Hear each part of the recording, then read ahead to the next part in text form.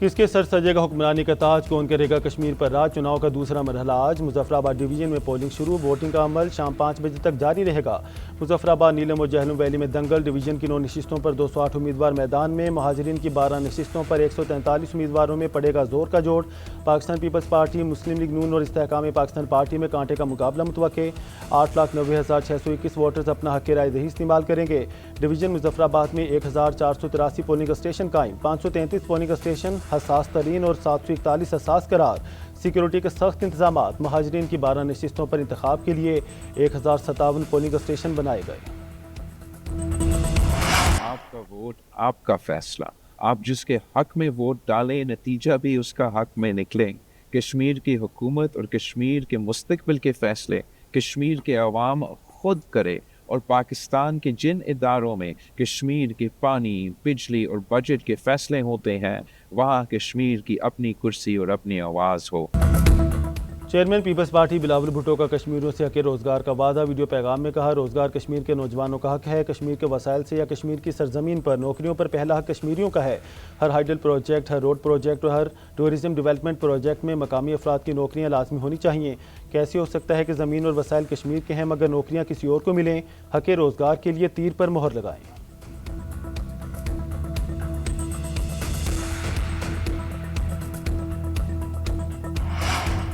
آزاد کشمیر میں انتخابی مہم چلانے والے اپنے کسی منصوبے کا نام ہی بتا دیں، کسی جماعت کے پاس ایسا منشور نہیں کہ وہ نون لیگ کا مقابلہ کر سکے۔ آزاد کشمیر میں آنے والی حکومت نون لیگ کی ہوگی، وفاقی وزیر اطلاعات عطا تارڑ کا تقریب سے خطاب، کہا نواز شریف اور شہباز شریف کے منصوبے پورے ملک اور کشمیر میں نظر آتے ہیں، نون لیگ نے ہمیشہ کشمیر کاز کے لیے آواز اٹھائی اور عملی اقدامات کیے، سازشی عناصر مہاجرین کے نشستوں پر سوالات اٹھاتے ہیں، ان کے آباء و اجداد نے پاکستان کے لیے قربانیاں دیں جن کا ہم احترام کرتے ہیں۔ جمہوریت ہی بہترین نظام حکومت ہے، حکمرانی کا حق صرف عوام کو حاصل ہے۔ صدر نون لیگ نواز شریف کی وزیر اعظم شہباز شریف سے ملاقات میں گفتگو، کہا سیاست میں شائستگی ضروری ہے، تلخیوں سے بچنا چاہیے، اختلاف نظریات کا ہونا چاہیے، انا کا مسئلہ بنانا درست نہیں۔ وزیر اعظم شہباز شریف نے کہا کہ اتحادیوں کے تحفظات ہمیشہ دور کیے، مسائل بات چیت سے حل ہوتے ہیں، پاکستان خطے میں بھی امن کے لیے کوششیں جاری رکھے ہوئے ہے۔ رائے میں ہونے والی ملاقات میں وزیر اعلیٰ پنجاب مریم نواز و نائب وزیر اعظم اسحاق ڈار بھی شریک ہوئے، ملک کی مجموعی اور سیاسی صورتحال پر تفصیلی تبادلہ خیال کیا گیا۔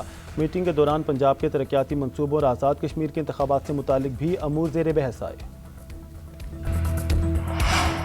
بلاول بھٹو کے بیان سے اتفاق کرتا ہوں کہ وزیراعظم فارم 47 کے ہیں، صرف وزیراعظم ہی نہیں پوری پیپلز پارٹی فارم 47 کی پیداوار ہے۔ کراچی میں ہماری جیتی ہوئی سیٹیں پیپلز پارٹی کو دی گئیں۔ Chairman P T I barrister Gohar کا پیپلز پارٹی کو مناظرے کا چیلنج، کہتے ہیں ثابت کر دوں گا کہ ہماری نشستوں پر قبضہ ہوا، اس سسٹم کو ڈیفالٹ موڈ پر کون لے کر گیا؟ نیا پاکستان سے پرانے پاکستان کی طرف جانے کے بعد تباہی کا آغاز ہوا، ملک میں معاشی خرابی پیدا ہو گئی، عوام کا اعتماد اٹھ گیا۔ سندھ اور پنجاب پر 2 جماعتوں کا قبضہ ہے، دونوں نے یونٹ اور صوبے نہیں بننے دیں گے، حکمرانوں کے پاس کسی آئینی ترمیم کا مینڈیٹ نہیں، نظام بچانے کے لیے قومی حکومت بنائی جائے۔ سسٹم مضبوط کرنا ہے یا بنیادی تبدیلی لانی ہے تو اس کا فورم پارلیمنٹ ہے۔ محسن نقوی اپنی تجاویز تاجروں کے بجائے آئینی فورم کے سامنے رکھتے تو زیادہ پذیرائی ملتی۔ وزیر دفاع خواجہ آصف کا سوشل میڈیا پر بیان، کہا محسن نقوی خود ایک پاور ہاؤس ہیں، سسٹم میں تبدیلی کا آغاز اپنی وزارت سے کریں۔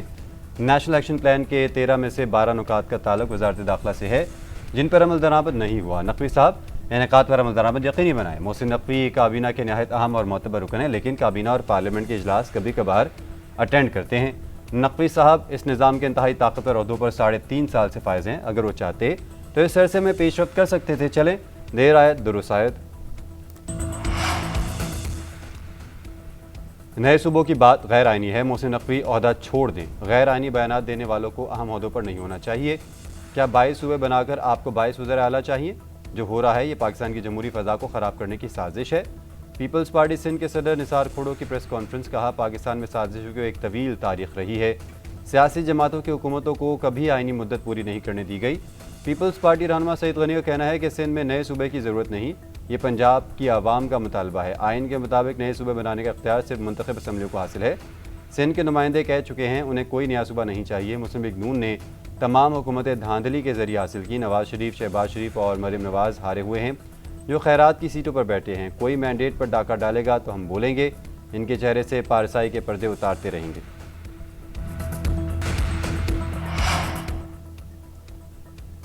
صوبوں کی تقسیم درست ہے، ہم بہت پہلے سے یہ مطالبہ کر رہے ہیں، کوئی چیز ناقابل تقسیم ہے تو وہ ملک ہے، ملک کی سرحدوں پر سوال اٹھانا قبول نہیں، صوبوں کی تقسیم کا تقاضا تو آئین کرتا ہے۔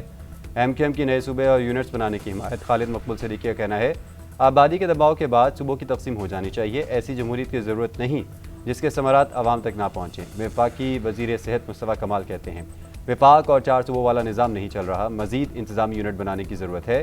پاکستان میں مسائل کے انبار کا حل نئے انتظامی یونٹس ہی ہیں، یہ اب ہماری خواہش نہیں، پاکستان کی مجبوری بن چکی ہے۔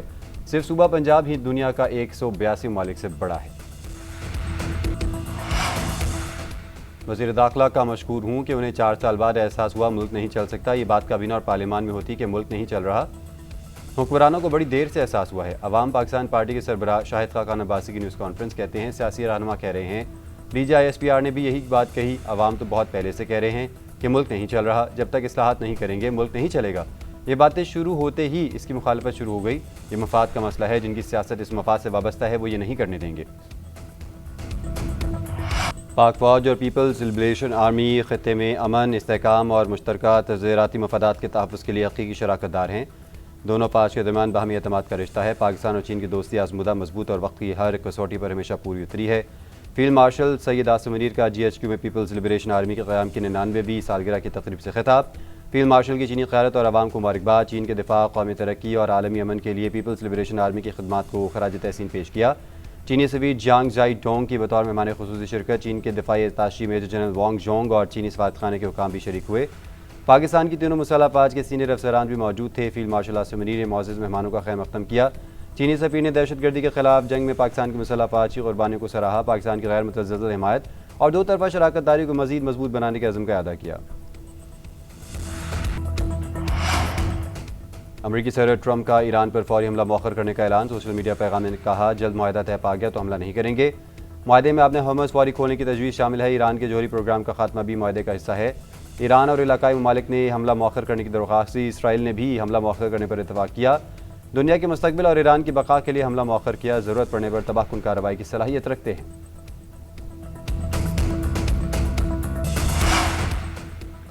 مشرق وسطیٰ کی بگڑتی صورتحال، سعودی ولی عہد کا امریکی صدر ٹرمپ سے رابطہ، ایران پر ممکنہ امریکی حملے پر تشویش کا اظہار، محمد بن سلمان کا کشیدگی کم کرنے اور تنازع سفارتکاری سے حل کرنے پر زور۔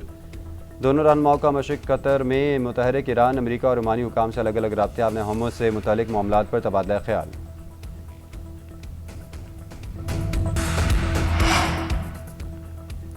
ایران نے پہلے کبھی ٹرمپ جیسے صدر کا سامنا نہیں کیا، صدر ٹرمپ ضرورت پڑنے پر کارروائی سے گریز نہیں کریں گے، امریکی وزیر خارجہ مارکو روبیو کہتے ہیں ایران نتائج کے بغیر مذاکرات کی توقع نہ کرے، تہران نے برسوں جھوٹ بولا اور معاہدے توڑے۔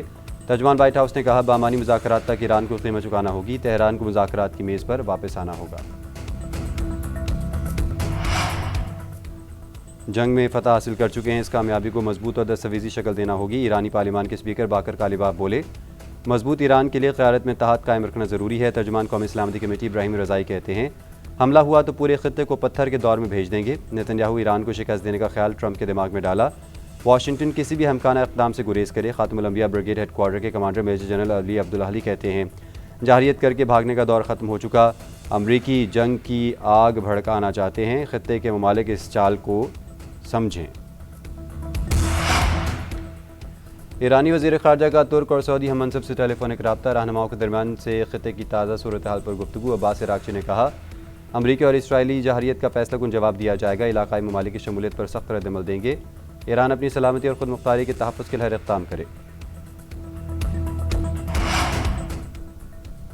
اس وقت ایرانی میزائلوں سے اسرائیل کو محفوظ رکھنا ناممکن ہے، امریکی جنرل الیکس گرینیچو نے دفاعی سامان میں کمی سے پینٹاگون کو آگاہ کر دیا، کہا اسرائیل کو بیلسٹک میزائلوں سے بچانے کے لیے درکار بحری وسائل موجود نہیں، مزید ایک ڈسٹرائر بحری جہاز فراہم نہ کیا گیا تو انہیں امریکہ اور اسرائیل کے دفاع میں سے کسی ایک کا انتخاب کرنا پڑے گا۔ عمان کے قریب ایک اور آئل ٹینکر کے قریب دھماکے اطلاعات، برطانوی میری ٹائم ٹریڈ آپریشنز کے مطابق ٹینکر کو نامعلوم سمت سے آنے والے پروجیکٹائل نے نشانہ بنایا، انجن روم کو نقصان پہنچنے کے باعث جہاز ناکارہ ہو گیا۔ ایرانی اتھارٹیز کا امریکی فوج پر آمد و رفت کو خطرے میں ڈالنے کا الزام، حکام کو کہنا ہے امریکی افواج کی مسلسل جارحانہ اقدام کے باعث جہاز رانی ممکن نہیں رہی۔ مشرق وسطیٰ میں استحکام کے بحال ہونے کے بعد تمام درخواستوں کا جائزہ لیا جائے گا، جہاز رانی کے اجازت نامے مرحلہ وار جاری کیے جائیں گے۔ سینکوم نے ایرانی کنٹرول کے دعوے مسترد کر دیے، سینکوم کا کہنا ہے اب نے ہرمز تجارتی جہازوں کی آمد و رفت کے لیے کھلی ہے، اب تک 20 جہازوں کا رخ موڑا اور 2 کو ناکارہ بنایا، انسانی امداد لے جانے والے 30 جہازوں کو اجازت دی۔